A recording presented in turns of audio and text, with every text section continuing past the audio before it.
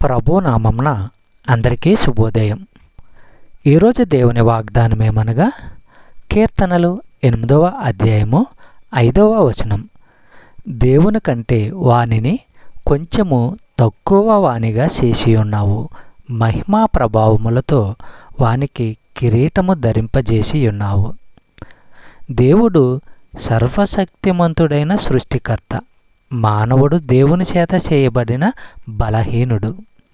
హెబ్రీయులకు రాసిన పత్రిక 2వ అధ్యాయము 7వ వచనము మనము పరిశీలించినట్లయితే, నీవు దేవదూతల కంటే వానిని కొంచెము తక్కువ వానిగా చేసితివి, మహిమా ప్రభావములతో వానికి కిరీటము ధరింపజేసితివి, నీ చేతి పనుల మీద వానికి అధికారము అనుగ్రహించితివి, వాని పాదముల క్రింద సమస్తమును ఉంచితివి.